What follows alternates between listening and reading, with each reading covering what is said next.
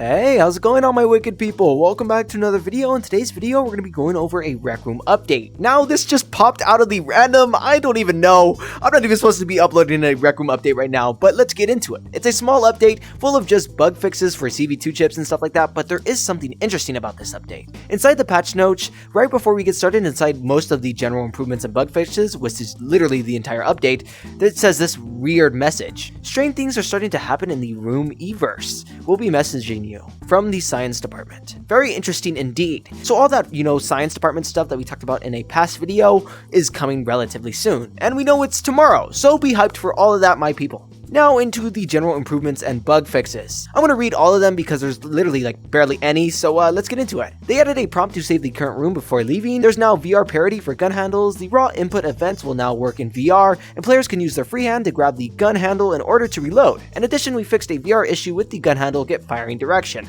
which should help the default board for gun handle work correctly for both screens and VR players. They fixed an issue where the can reload option on gun handles was not being serialized properly. All gun handles have had their can reload option to set to on with this update. Circuit error sound effects are now customizable by the type of error, very helpful by the way. They added a roll filter settings to the interaction volume components. They fixed an issue that caused chips to be invisible inside legacy circuit boards. They fixed a missing warning icons for multi-select config. They fixed a bug where emotes would render incorrectly in VR, and they fixed basketball res in and out effect scale. They fixed an issue where pallet items were sorted during a search, and they fixed a bug where most circuit components wouldn't work with the surface snapping. It was hiding just beneath the surface, and yeah. They also need a better pun for that, they said.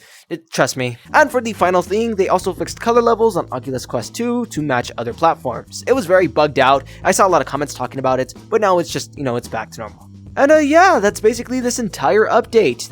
I'm telling you, it's really small. Literally, that's completely it. If you guys like this update, it's just mainly bug fixes, and it'll probably be that for a long time. So yeah. Anyways, thank you guys so much for watching. I'll see all you guys inside the next video. And Brofist!